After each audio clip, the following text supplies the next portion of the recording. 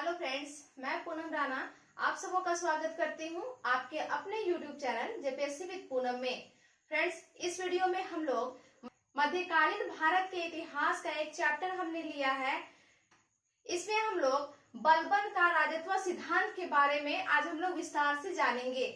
तो फिर चलिए वीडियो को स्टार्ट करते हैं। दोस्तों, बलबन के राजत्व सिद्धांत का जो वर्णन है वो बर्नी की किताब है, बर्नी की पुस्तक तारीखे फिरोजशाही में मिलती है। कहाँ से मिलती है? तारीखे फिरोजशाही से मिलती है। ठीक है। बलबन जो है एक तुर्क गुलाम था। कौन था? एक तुर्क गुलाम था। और ये किस संप्रदाय से संबंधित था? तो इसके संप्रदाय का नाम था इल्बरी तुर्क। इल्बरी तुर्क। कहते हैं बलबन खुद और उसका एक भाई था, उसका नाम था किसलू खान। क्या नाम था? किसलू खान। वो दोनों जलालुद्दीन बसरी के हाथ में बेचे गए थे। और बलबन जो है बचपन से ही, मतलब जन्म से ही वो दिखता था कैसा? कुरूप था। वो कुरूप दिखता था, बदसूरत दिखता था। और जलालुद्दीन बसरी जब इन गुलामों को बेचने के लिए बाजार में लाया था, तब बलबन को कोई खरीदना नहीं चाहता था। क्यों? क्योंकि वो दिखने में बहुत ही बदसूरत था।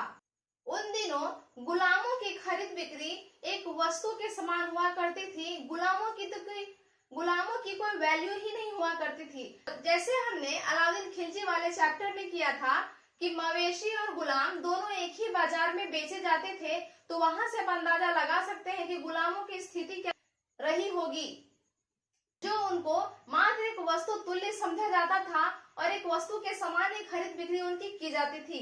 तो जब बलबन को बाजार में लाया गया बेचने के लिए, कौन लाया? जलालुद्दीन बसरी लाया। कौन लाया? जलालुद्दीन बसरी। इन्हीं के यहाँ वो रहता था, उन्होंने ही इनको खरीदा था। तो जलालुद्दीन बसरी जब बाजार में बेचने के लिए बलबन और उसके भाई किसलू खान को लाता है, तब इल्तुतमिश बलबन की कुरूपता को देख करके उसे खरीदना नहीं चाहता है। तो जब बलबन को ये एहसास हो जाता है कि अब उसको कोई खरीदने वाला नहीं है, कोई उसे खरीदेगा नहीं, तब वो इल्तुतमिश से रिक्वेस्ट करता है और उसे ईश्वर का वास्ता देता है कि भगवान के लिए हमको खरीद लीजिए। आपने 99 गुलामों को खरीदा है, एक मुझे भी आप खरीद लीजिए। आप जो मुझे आज्ञा देंगे हम उस आज्ञा का पालन करेंगे। तब कहा जाता है कि इल्तुतमिश ने उस पर दया खाकर उसे भी खरीद लिया और सबसे पहले तो उसे अपने घरेलू कामों में लगा दिया। ठीक है। लेकिन बलबन प्रशासन में आया कब? सबसे पहले बलबन प्रशासन में आया है इल्तुतमिश ने उसे घरेलू कार्यों से हटा करके उसे पद देता है खासदार का। कौन सा पद दिया? खासदार का। खासदार का मतलब होता है दोस्तों अंगरक्षक, बॉडीगार्ड। इसे बॉडीगार्ड का पद देता है। ये बलबन का प्रशासन में पहला पद था, खासदार का।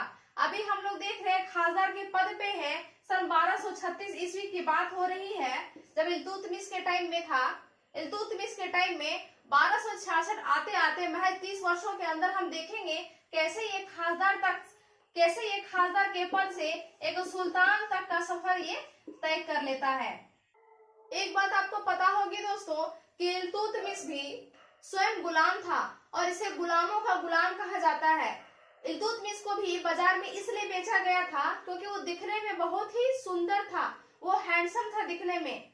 और इसी वजह से उसके भाई लोग उससे जरा करते थे, उससे ईर्ष्या करते थे और उसको एक दिन पकड़ करके बाजार में उसको बेच दिया गया। किसको? इल्तुतमिश को। इसीलिए वो गुलामों की स्थिति क्या थी उससे वो भली बातें बेहतर वो समझता था। इसीलिए उसने बलबन को खरीद करके उसे खासदार का पद देता है। लेकिन बलबन का खासदार के पद से लेकर के सुल्तान बनने तक का जो सफर है वो महज उसकी योग्यता के परिणाम स्वरूप नहीं था, बल्कि उस समय की कुछ राजनीतिक परिस्थितियां भी ऐसी थी जो उसे वैसा माहौल तैयार करके दी, जो उसे सुल्तान बनने में बहुत ही मदद किया। आगे अब हम चलते हैं और देखते हैं बलबन के राजनीतिक जीवन की शुरुआत। देखिए दोस्तों, वो इल्तुतमिश के टाइम में क्या था, किस पद पे वो आसीन था, तो वो खासदार के पद पे था, खासदार के पद पे। ठीक है। उसके बाद रजिया सुल्तान के टाइम में वो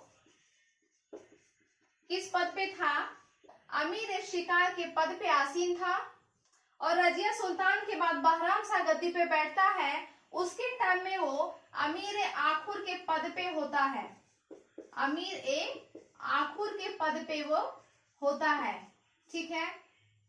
फिर महमूद शाह गद्दी पे बैठता है, महमूद शाह, उसके टाइम में वो अमीर ए हाजिब के पद पे होता है। ठीक है। और अंत में नसरुद्दीन महमूद, नसरुद्दीन महमूद के टाइम में वो किस पद पे होता है, नायब ए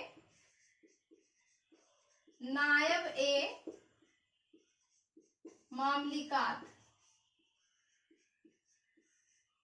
नसरुद्दीन महमूद के टाइम में ये नायब ए ममलिकात के पद पे जा बैठता है, और नसरुद्दीन महमूद के जस्ट बाद ये तुरंत वो सुल्तान बन जाता है, तुरंत ये सुल्तान बन जाता है। और ये किस ईस्वी की बात हो रही है दोस्तों, ये सन 1266 ईस्वी की बात हो रही है। तब की अब देखिएगा, इल्तुतमिश के टाइम में 1236 की बात है, ये कौन से पद पे है, ये खासदार के पद पे है। और सन 1266 आते आते वो 30 वर्षों के अंदर देखिएगा दोस्तों, सुल्तान के पद पे आसीन हो जाता है। अब देखिएगा दोस्तों, बलबन अब सुल्तान तो बन गया, शासक तो बन गया, पर क्या शासक के रूप में इसको सभी एक्सेप्ट कर रहे थे? बिल्कुल नहीं। क्यों इसको एक्सेप्ट नहीं किया जा रहा था? क्योंकि ये किसी राजा का बेटा नहीं था, किसी सुल्तान का बेटा नहीं था, ये एक महज खासदार से, कहने का मतलब एक नौकर से लेकर के ये सुल्तान बनने तक का सफर तय किया था। इसलिए इसके जो विरोधी थे, जो इसको नहीं चाहते थे सुल्तान के पद पर देखना, वे इसे बिल्कुल पसंद नहीं करते थे, और वो इसके सुल्तान बनने के विरोधी थे। वो चाहते थे कि किसी न किसी तरह इसको पद से हटा दे। अब हम देखेंगे कि जब ये सुल्तान बना तो इसकी समझ कौन कौन सी समस्याएं पैदा हुई, कौन कौन सी समस्या आई बलबन के सामने। पहला तो था चालीसा दल का समस्या, चालीसा दल का समस्या।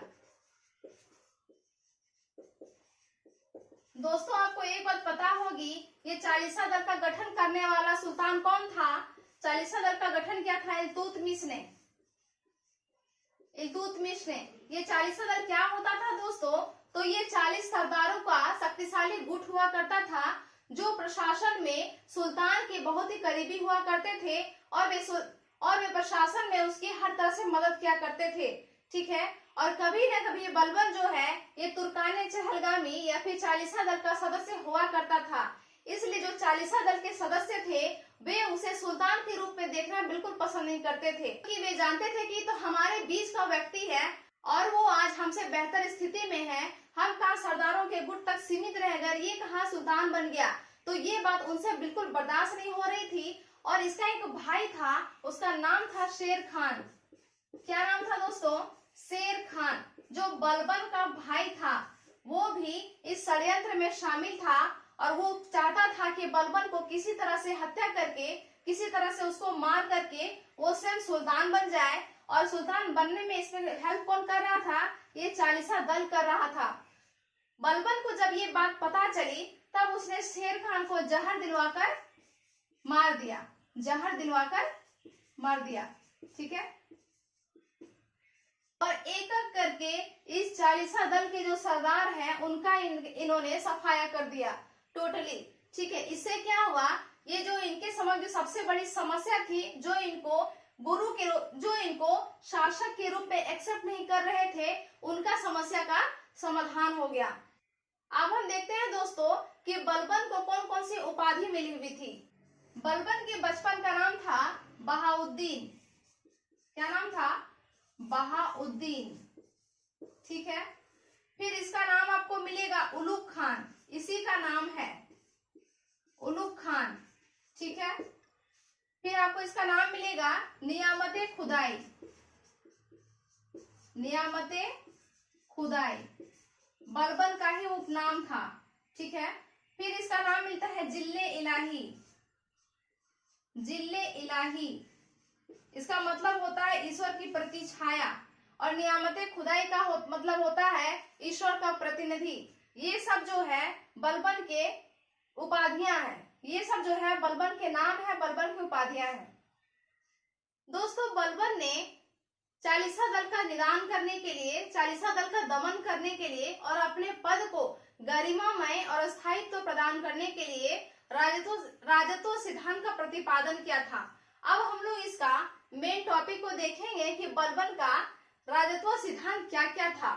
ठीक है, पहले तो हम इसको डायग्राम बना लेंगे।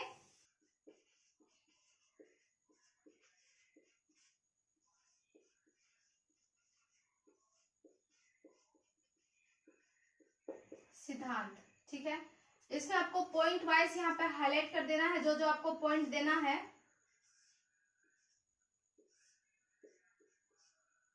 जैसे इसने रक्त और लौह की नीति अपनाई थी, रक्त और लौह की नीति अपनाई थी। ठीक है, शक्ति और कूटनीति की अपनाई थी, शक्ति और कूटनीति की नीति, कूटनीति की नीति। स्वयं को अफरासियाब का वंशज बताना, वंशज घोषित करना, निष्पक्ष न्याय करना, निष्पक्ष न्याय करना। ये इसके पॉइंट हो गए बलबन के राजत्व सिद्धांत की। हम पहला देखते हैं रक्त और लौह की नीति।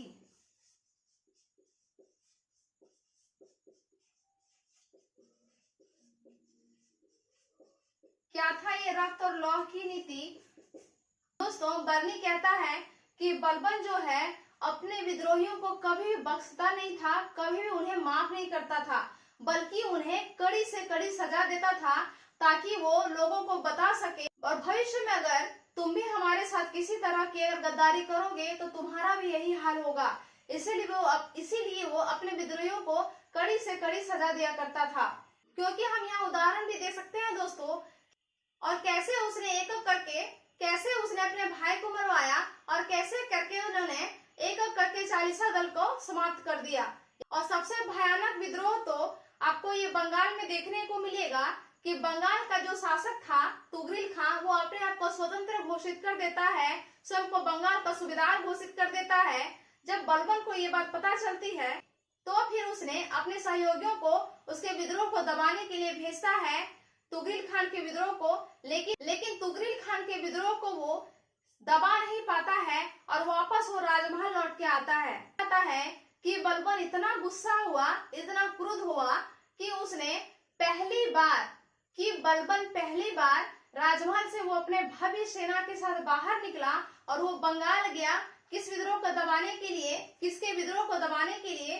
तुगरिल खान के विद्रोह को दबाने के लिए। बलबन ने तुगरिल खान को गिरफ्तार किया और उसे इतना भयानक दंड दिया, कहा जाता है उसके शरीर से चमड़ा निकलवा कर उसने उसमें भूसा भरवा दिया और उसको सरेआम पूरे बंगाल के बाजार में उसे उल्टा लटकवा दिया। जब वो मार्च परेड कर रहा था, पूरे बाजार में लाशों की ढेर लगी हुई थी और वो पूरे बाजार में परेड मार्च कर रहा था, किसके साथ? अपने बेटे बुगरा खान के साथ। तो वो बुगरा खान को बताता है कि दिल्ली सल्तनत के प्रति जो भी ऐसा रवैया अपनाता है, जो भी ऐसा षड्यंत्र रचता है, उसका यही हाल होता है। कहीं ना कहीं बलबन के अपने बेटे बुगरा खान को ऐसा बताने के पीछे बलबन का ये मकसद रहा होगा, तुम भी अगर कभी दिल्ली सल्तनत के खिलाफ कभी षड्यंत्र रचोगे तो तुम्हारा भी यही हाल होने वाला है। कहा जाता है कि बुगरा खान इस भयानक दृश्य को देख करके इतना डर गया कि वो जिंदगी भर उसने कसम खा ली कि वो जिंदगी भर वो बंगाल का शासक बना रहेगा, बंगाल का सूबेदार बना रहेगा। उसने कभी भी उत्तराधिकार का पद लेने की कोशिश नहीं की।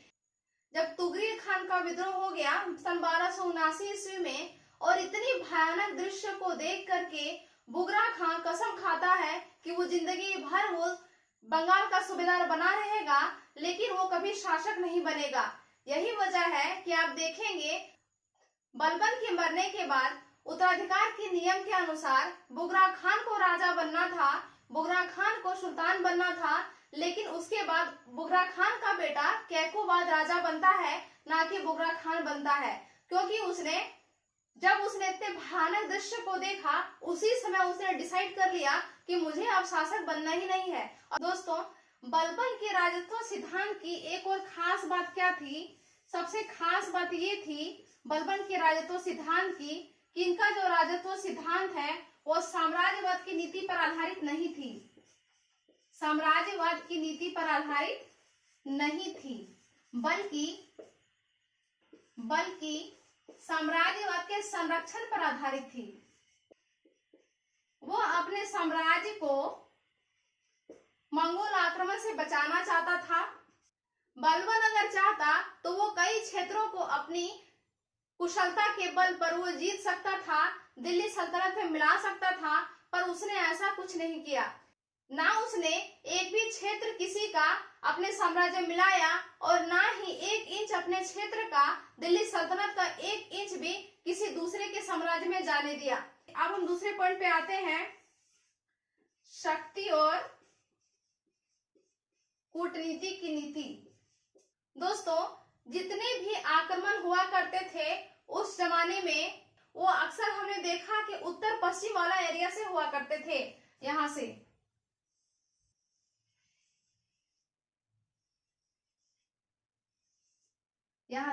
ये उत्तर पश्चिम वाला एरिया है दोस्तों। यहां से हमेशा विदेशी आक्रमण हुआ करते थे। बलबन ने क्या किया, यहाँ पर 4 किलों का निर्माण करा दिया। 4 किलों का निर्माण कराया। कौन कौन सा? पहला था, दूसरा था पटियाली, तीसरा था काम्पिल्य और चौथा था जलाली।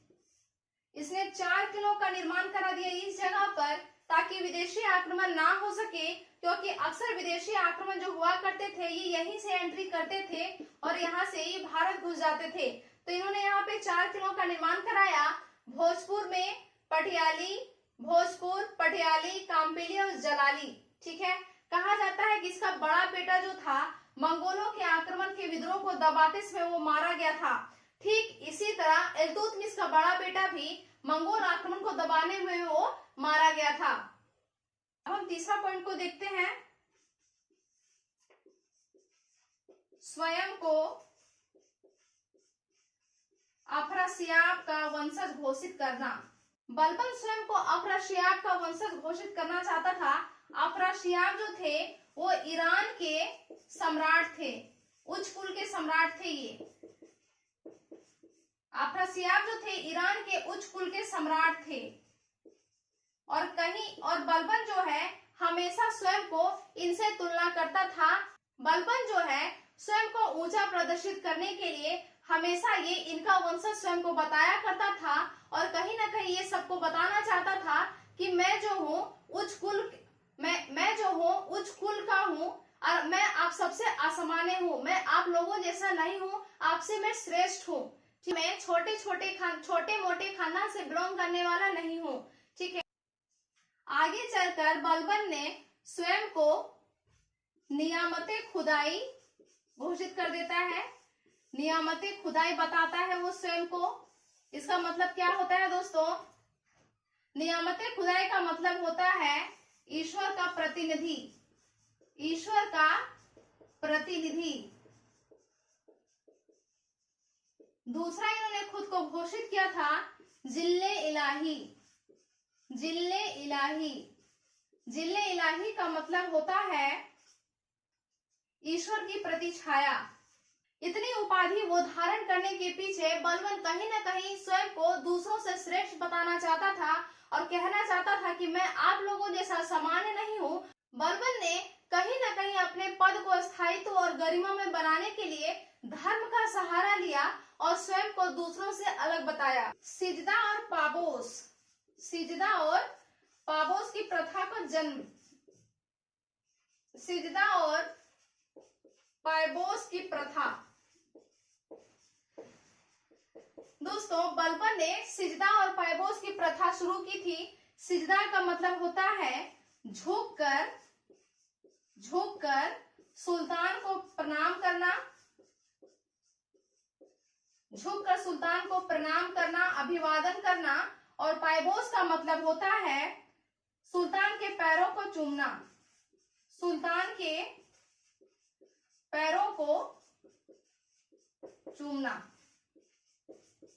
ठीक है, ऐसा उन्होंने इसलिए किया था क्योंकि दोस्तों अगर कोई व्यक्ति किसी को रोज झुककर प्रणाम करता है और उसके पैरों को चूमता है तो वो वैचारिक रूप से, मनोवैज्ञानिक ढंग से वो अपने स्वयं को उसका गुलाम मानने लगेगा और उसके प्रति कभी भी षड्यंत्र करने की हिम्मत वो नहीं करेगा। आगे चलकर एक मुगल शासक और भी है जिन्होंने सिजदा और पायबोस की प्रथा की शुरुआत की थी। वो मुगल शासक है शाहजहां। अगला पॉइंट है और हमारा लास्ट पॉइंट है ये निष्पक्ष न्याय पर जोर, निष्पक्ष न्याय पर जोर। बलबन जो है हमेशा निष्पक्ष न्याय पर बल दिया करता था। जैसा कि प्राचीन काल में अशोक हमेशा निष्पक्ष न्याय पे जोर देता था, ठीक उसी तरह बलबन भी हमेशा निष्पक्ष न्याय पे जोर दिया। वो कहता था समान अपराध के लिए अपराधी को समान दंड भी मिलना चाहिए, समान अपराध के लिए। ठीक है,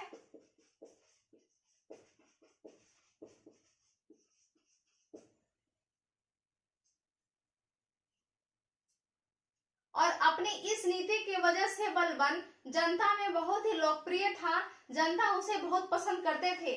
भले ही अपने दरबार में जो उसके सहयोगी थे, मंत्री थे, उनमें वो उतना लोकप्रिय नहीं था क्योंकि बलबन ने कुछ ऐसे कठोर नियम लागू कर रखे थे अपने दरबार में। जैसे दरबार में उनके सामने किसी को मुस्कुराना नहीं पड़ता था, मुस्कुराने पर मनाही थी, संगीत सुनने पर मनाही थी, नृत्य करने पर मनाही थी। दरबार में उन्होंने ऐसे कठोर नियम लागू करके रखे थे कि वो अपने दरबार में उतना वो लोकप्रिय नहीं था, लेकिन जनता के बीच वो बहुत ही फेमस था। ठीक है, क्योंकि वो निष्पक्ष न्याय करता था। लेकिन कहीं कहीं इसके आपको अपवाद भी देखने को मिलेंगे दोस्तों। बर्नी लिखता है, बर्नी ने कहा है कि बलबन जो है कभी भी निम्न कुल के लोगों से मिलना नहीं चाहता था, यहाँ तक कि उनको वो देखना पसंद नहीं करता था। बर्नी कहता है कि बलबन जब भी किसी नीचे कुल के व्यक्ति को देखता था, उसके जो हाथ है उसकी तलवार पे चली जाती थी और उसे मारने के लिए उतारू हो जाता था। ये बात बलबन ने कही थी या नहीं कही थी इसका कोई प्रमाण नहीं मिलता है, पर बर्नी ने ऐसा लिखा है कि वो जब भी किसी निम्न कुल के व्यक्ति को देखता था वो उसे मारने के लिए उतारू हो जाता था और कहीं ना कहीं वो मैसेज देना चाहता था कि मैं आप लोगों में असामान्य हूँ। फ्रेंड्स, उम्मीद करती हूँ इस वीडियो से आपको काफी हद तक बलबन का राजत्व सिद्धांत समझ में आया होगा। सारे आपके डाउट्स और कॉन्सेप्ट क्लियर हुए होंगे। एक नए चैप्टर के साथ, तब तक के लिए मुझको इजाजत दीजिए। Good bye.